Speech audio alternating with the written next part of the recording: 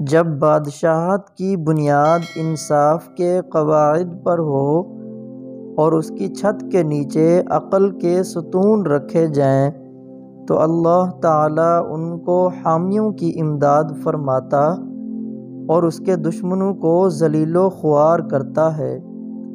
عقل سوچ اور فکر کو درست کرتی ہے اور عدل مخلوق کو سنوارتا ہے۔ جو بندہ اپنی سلطنت اور حکومت میں عدل و انصاف پر چلتا ہے اسے مددگاروں اور معاونوں کی ضرورت نہیں پڑتی۔ عادل شخص کے ہاتھ دولت کا آنا ضروری اور واجب ہے اور ظالم کے ہاتھ میں اس کا جانا صرف جائز اور ممکن ہے۔ انصاف رعایا کی بقا کا موجب اور شریعت مخلوق کے سنوارنے کا ذریعہ ہے۔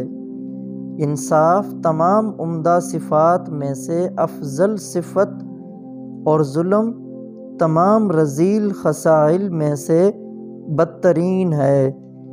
جو شخص کسی اپنے مجرم اور قصوروار کو سزا دیتا ہے تو اس میں کوئی کمال اور فضیلت نہیں، اور جو بندہ کسی بے وقوف سے جھگڑتا ہے اس میں کوئی عقل نہیں۔ نہایت عمدہ صفت یہ ہے کہ لوگوں کے ساتھ انصاف کرے اور خود ان سے انصاف نہ چاہے۔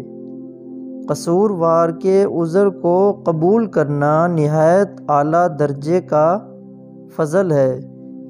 لوگوں کی برائی سے درگزر کرنا تباہ کرم کا نشان ہے اور اپنے حقوق کو بھول جانا اور لوگوں کے حقوق یاد رکھنا مروت ہے۔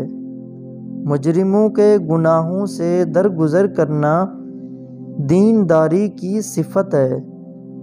زندگی میں کامیاب ہونا چاہتے ہو تو 3 چیزوں کو کبھی ظاہر مت کرنا۔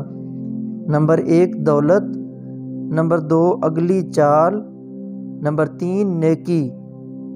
آزمائش سے پہلے کسی پر اطمینان یا اعتبار کرنا عقل مندی اور دانش مندی کے خلاف ہے۔ سمجھدار وہ ہے جس کو دنیا کی نعمتیں آخرت کے کام سے مانع نہ ہوں۔